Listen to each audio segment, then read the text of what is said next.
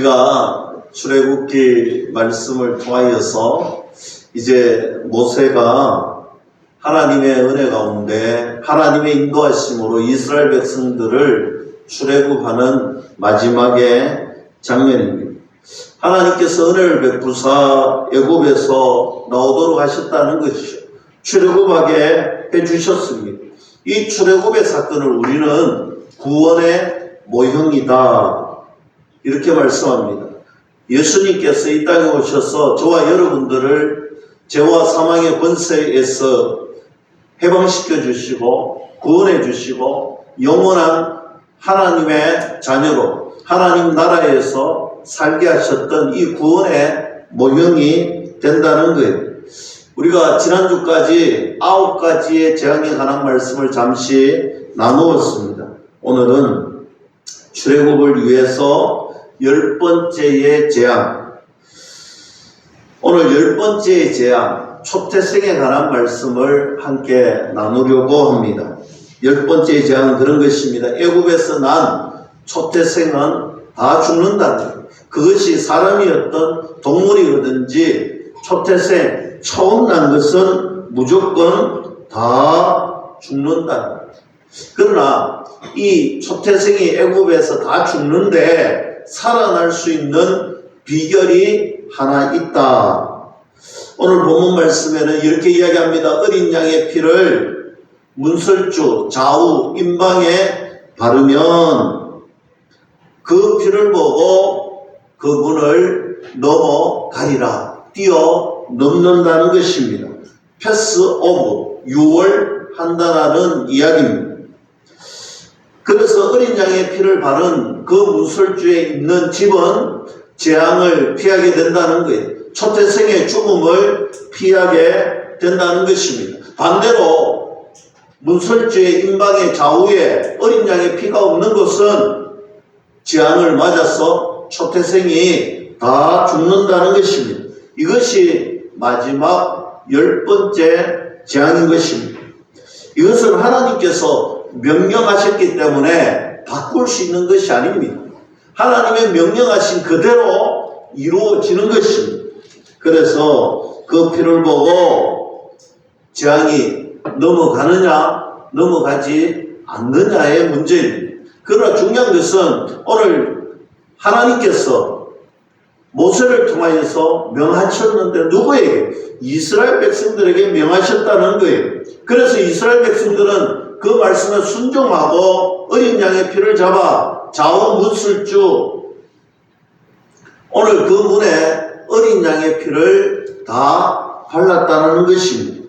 그래서 오늘 하나님께서 그 피를 보고 재앙이 넘어가게 되었습니다. 그러나 반대로 애굽의 집은 그 재앙을 다 맞았다는 거예요.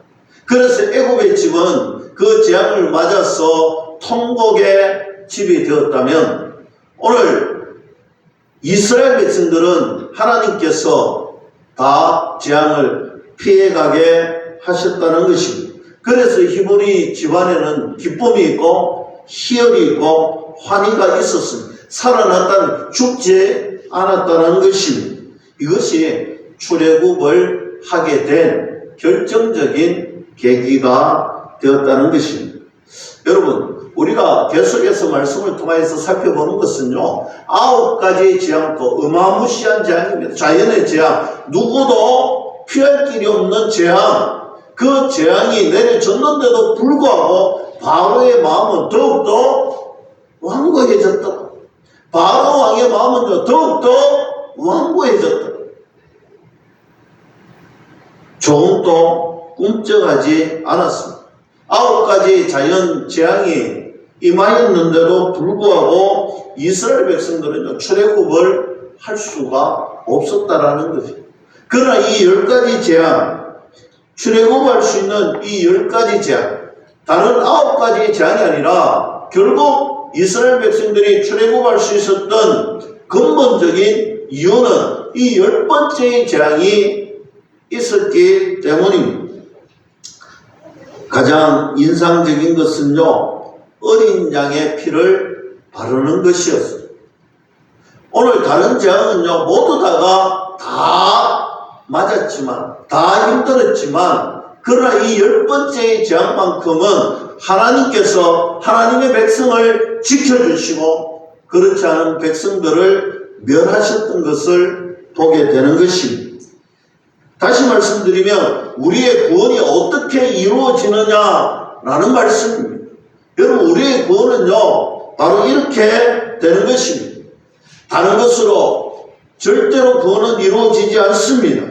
예수 그리스도의 어린 양의 피로 반드시 예수 그리스도의 어린 양의 피로만 구원이 이루어진다는 것입니다. 여러분, 우리가 구원을 얻을 수 있는 다른 길은 한 가지도 없다라는 거예요. 오늘 9가지 재앙을 통하여서 바로에게 정말 어마무시한 재앙이 왔지만 사람들의 마음은요 더욱더 완악해지더라는 거예요. 더욱더 악으로 가득 차더라는 것입니다. 그러나 10번째 재앙을 통하여서 구원이 무엇인지 보여주고 있습니다. 오늘 10번째 재앙은요 히브리 민족에게는 환희가 되고 환멸이 있고 기쁨이 있지만 오늘 애국의 사람들에게는요 슬픔과 탄식이 가득했습니다. 오늘 이것을 통하여서 구원이 무엇인지 분명하게 보여주고 있습니다. 문설주에 박혔던 문설주에 입혔던 그 어린 양의 피, 오늘 예수 그리스도를 보혈을 통하여서만 우리는 구원을 얻을 수가 있다는 것입니다. 믿을 수 있기를 축복합니다. 이 세상에는요 구원을 준다는 것이 너무 많습니다. 우리를 해탈하게 해준다는 것이 너무나 많습니다. 어떤 이들은요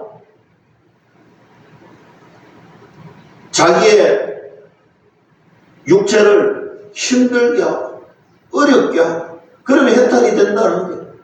어떤 이들은요 물질을 많이 가지고 오면 구원을 살 수 있다고 합니다. 어떤 이들은요 지식이 많아지면 깨달을 수 있다고 합니다. 다 거짓말. 여러분, 구원은 그렇게 얻을 수 있는 것이 아닌 것입니다. 구원은요 예수 그리스도를 통하여만 우리에게 주어지는 하나님의 전적인 은혜요 믿음의 선물임을 깨달을 수 있기를 축복합니다.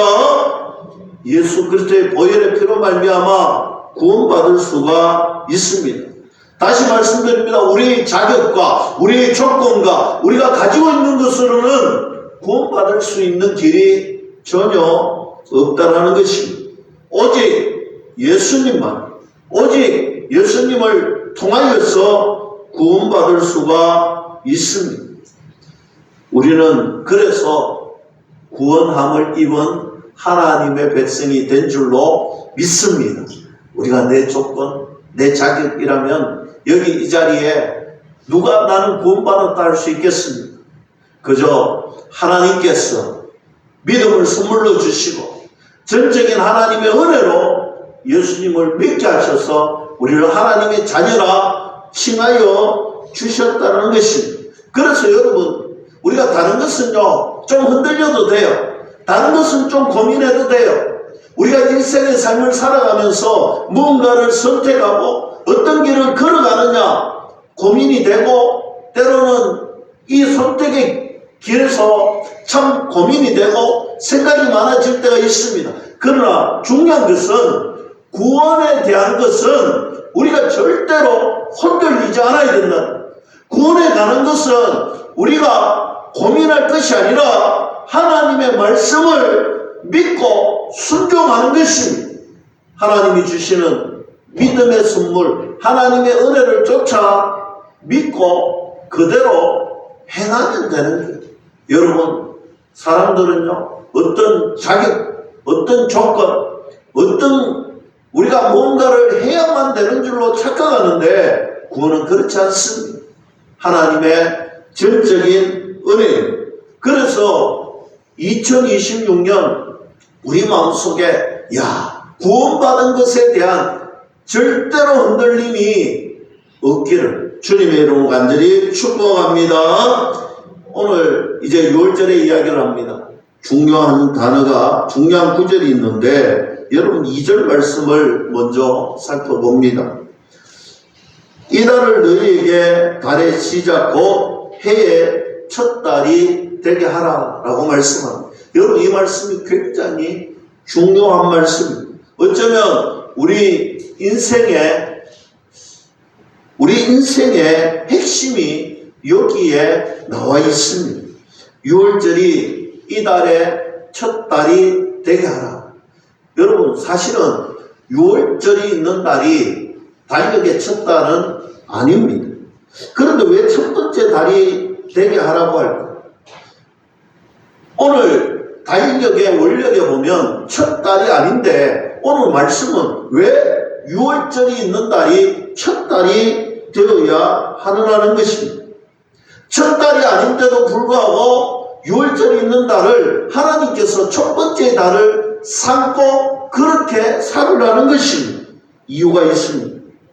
6월절이 있었기 때문이죠. 구원의 사건이 있었기 때문입니다. 이 달을 첫 달로 삼고 살아라는 것은 이런 의미가 있습니다. 여러분, 우리가 살아가는데 가장 우선적으로 가슴 속에 새기고 살아야 된다. 무엇을? 6월절. 여러분, 6월절이 무엇입니까? 하나님의 전적인 은혜로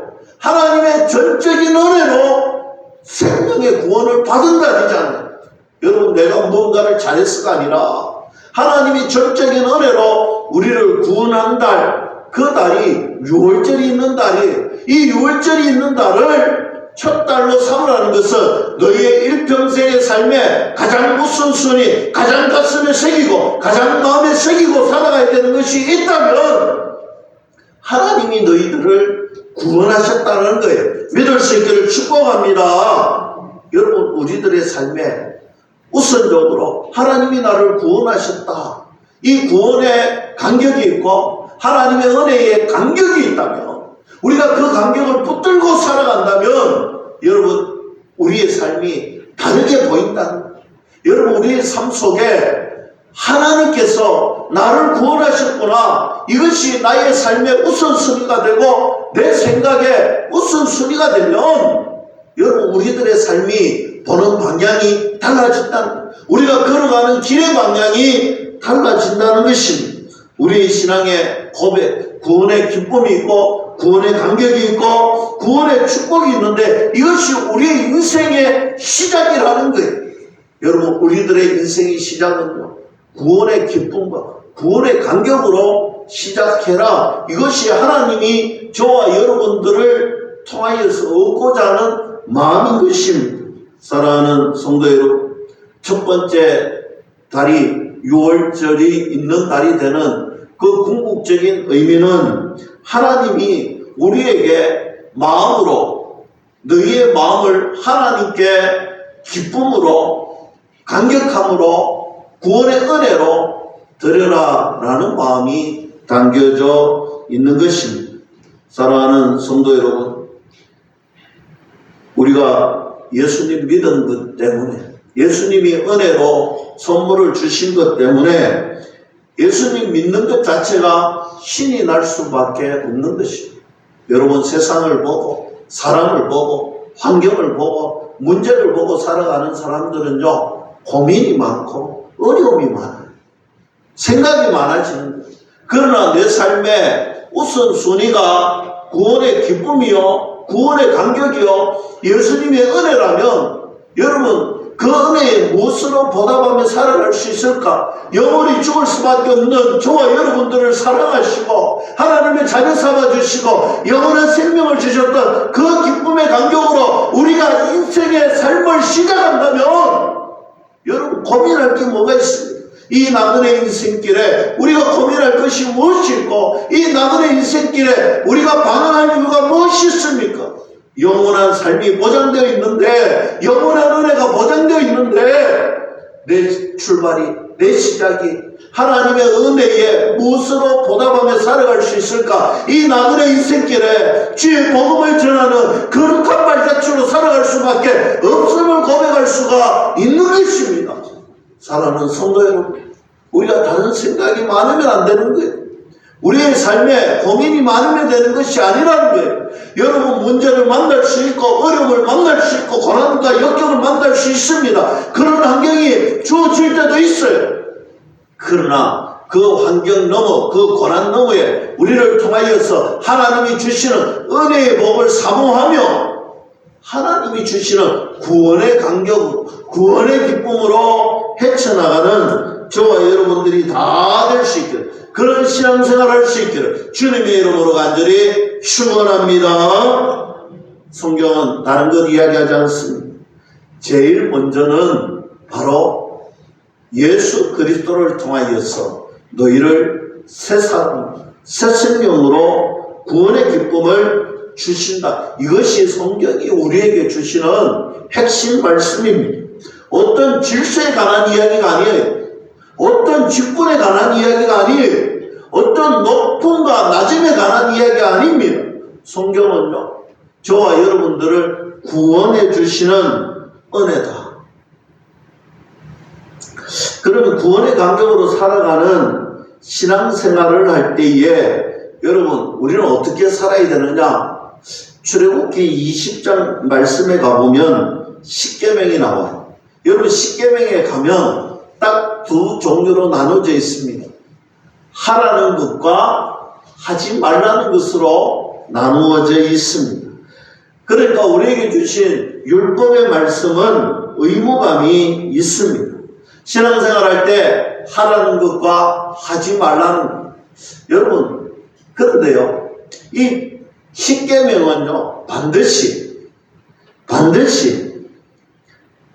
20장 2절 말씀을 가슴에 새기고 그 말씀을 붙들고 십계명을 봐야 이해가 됩니다. 여러분 신앙생활할 때 율법적으로 이것 하라 이거 하지 마라 그러면 얼마나 어렵겠어요. 우리의 삶이 해야 되는 삶과 하지 말아야 되는 삶으로 규정되어 있다면 우리의 삶이 얼마나 힘들고 고달프겠습니까? 그런데 여러분 20장 2절 말씀을 보고 3절부터 나오는 십계명의 말씀을 봐야 되는데 2절 말씀은 바로 이것입니다. 나는 너를 애굽의 종되었던 집에서 인도해낸 여호와 하나님이다. 이것이 2절 말씀입니다. 이 2절 말씀 읽고 3절 말씀부터 십계명이 나오는 거예요. 무슨 말이냐면 이런 것입니다. 이 십계명을 지키기 위해서 너희들 꼭 기억해야 되는데 내가 너희들을 출애굽시켰다.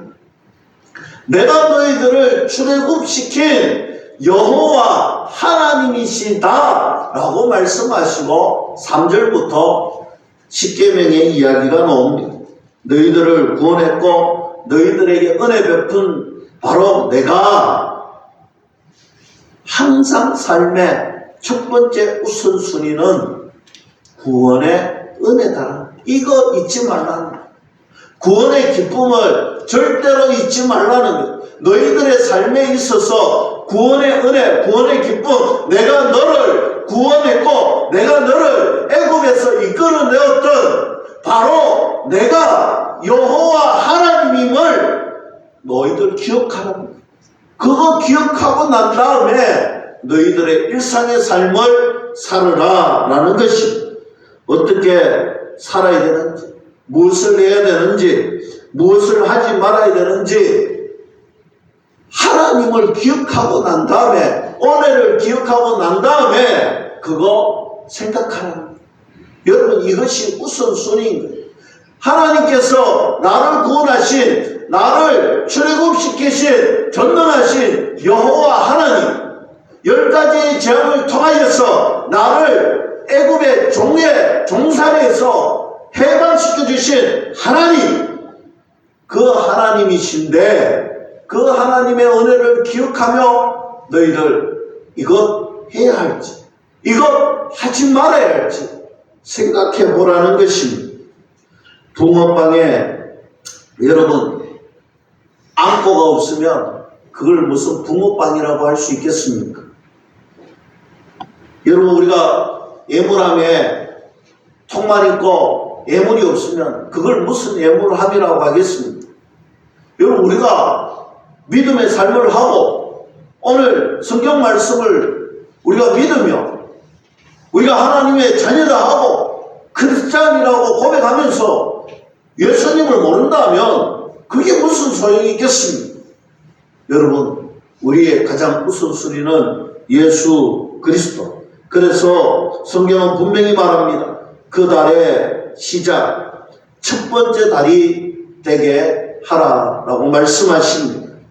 늘 하나님의 구원의 은혜와 구원의 간격이 있는 저와 여러분들이 되기를 주님의 이름으로 간절히 축원합니다. 이제 어린 양을 잡아서 먹기도 하고 그 피를 바르기도 하는데 그 과정이 어떠하냐? 오늘 성경 말씀은 3절 봅니다.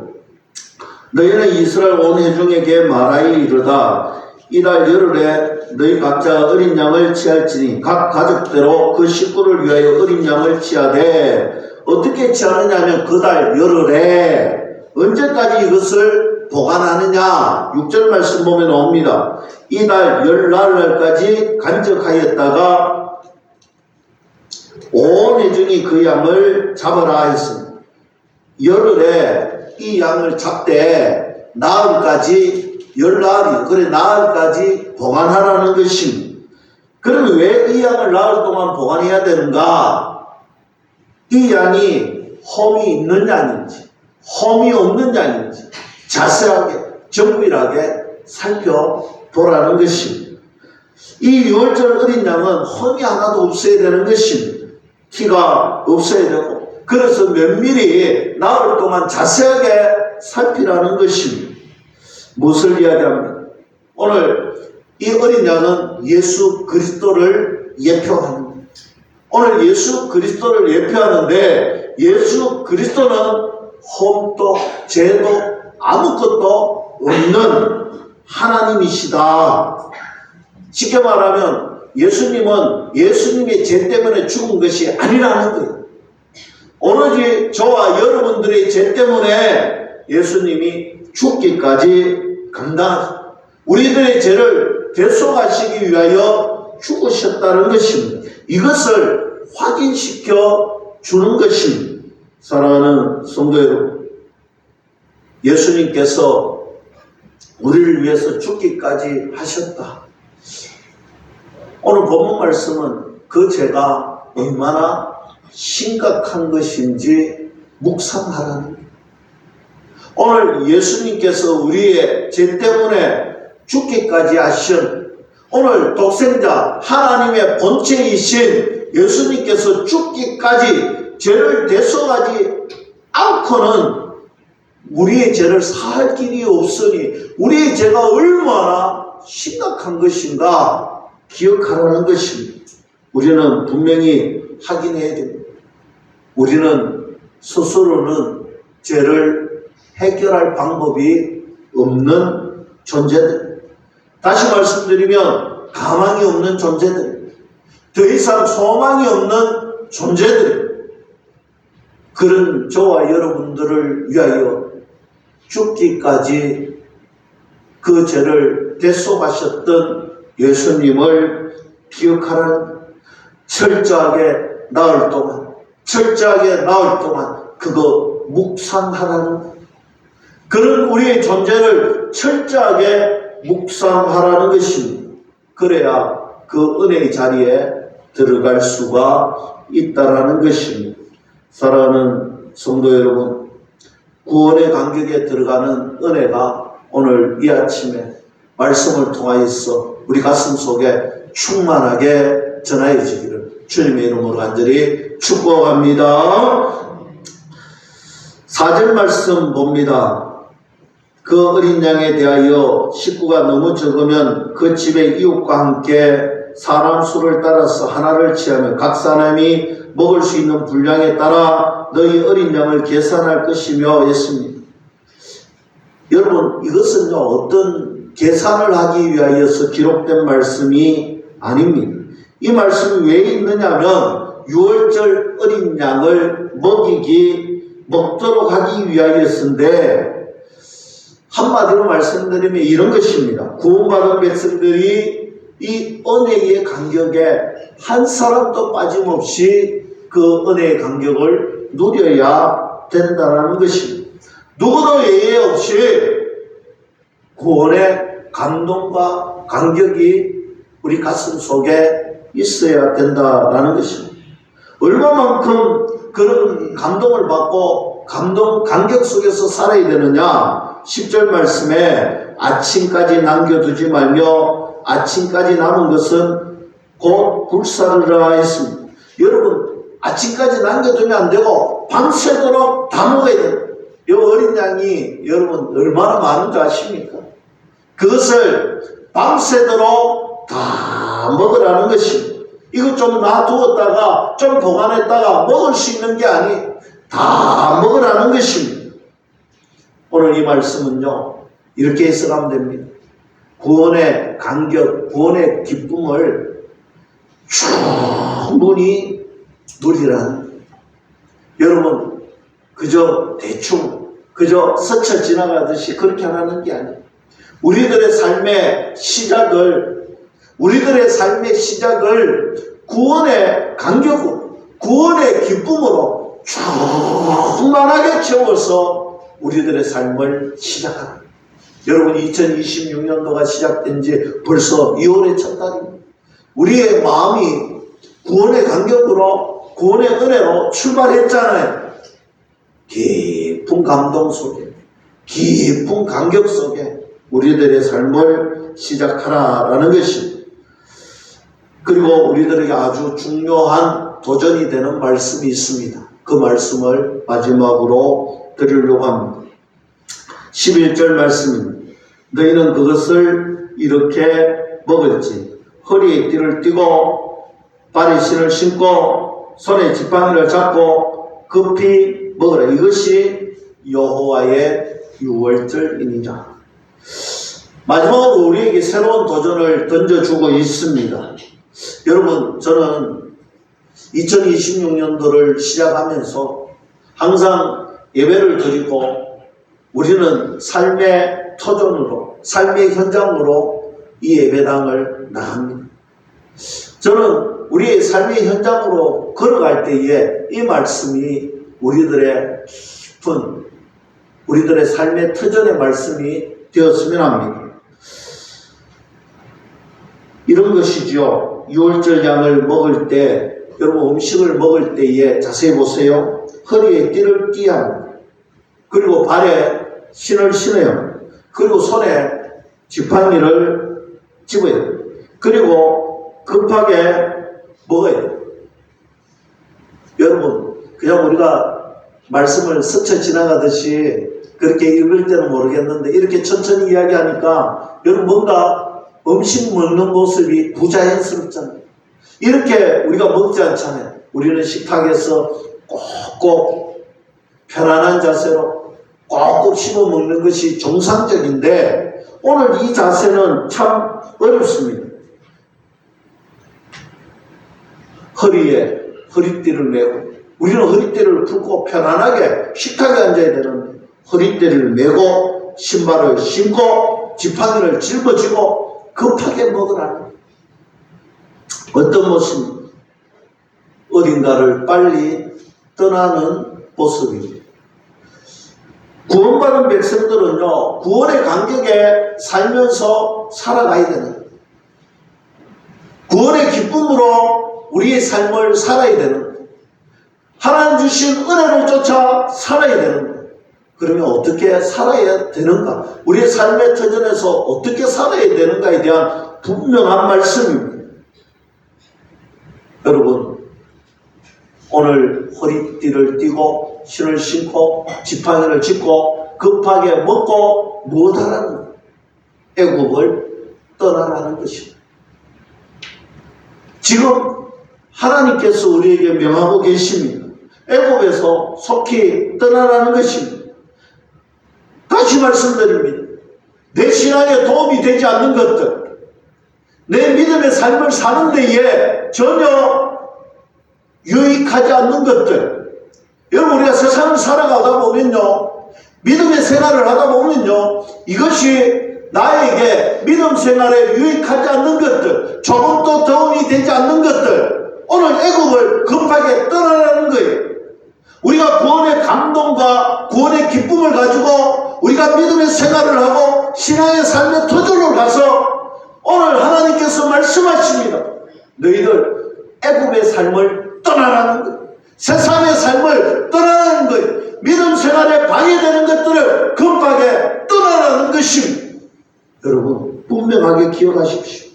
우리가 2026년도 새로운 마음, 새로운 감동을 가지고 은혜의 기쁨을 누리고 6월절이 첫 달이 되고 그것이 삶의 기준이 되고 우리의 은혜의 기준이 되면 우리의 일상의 삶의 터전에서 하나님의 말씀을 붙들고 구원의 기쁨과 감동을 가지고 살아가는데 애굽의 삶을 급하게 떠나는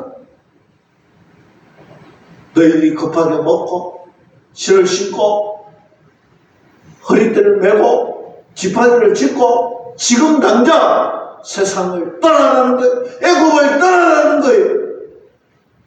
믿음 생활에 방해되는 요소들이 있다면 떠나라는 것입니다. 예수님께서 어느 날 한 사람을 만났습니다. 예수님 말씀에 은혜 받고 도전받아서 제자가 되기를 결심했습니다. 예수님, 제가 예수님의 제자가 꼭 되고 싶습니다. 그런데 그만 우리 아버지가 돌아가셨어요. 장사를 지내고 따르면 안 될 것.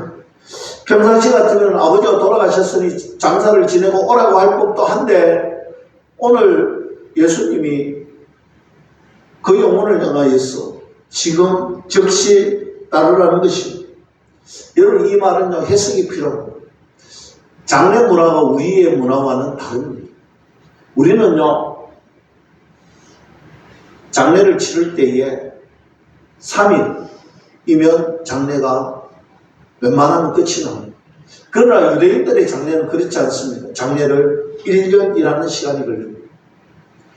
오늘 돌무덤 같은 곳에 모십니다. 그리고 1년 정도 지나면 그 뼈와 그 육체가 다 부스러지는 것까지 기다렸다가 장례를 치는 거예요. 그 기간이 대략 1년 정도 됩니다. 오늘 예수님이 말씀합니다. 오늘 예수님을 따르는 것, 주의 제자가 되는 것, 오늘 1년이라는 시간을 기다릴 것이 아니라 지금 즉시 따르라는 것입니다. 구원의 감격이 있고 구원의 기쁨이 있으면 일상의 삶에, 여러분 애국의 삶에, 세상의 삶에 발디디고 있던 그것 이제는 버리고 나를 따르라는 거예요. 세상에 발버리고 두 주인을 섬기지 말고 오늘 구원받은 자답게 구분되어서 살아가는 것입니다. 말씀을 맺습니다. 여러분 하나님의 백성답게 살아가는 것 언제부터 해야 되느냐 이 문제인 것입니다.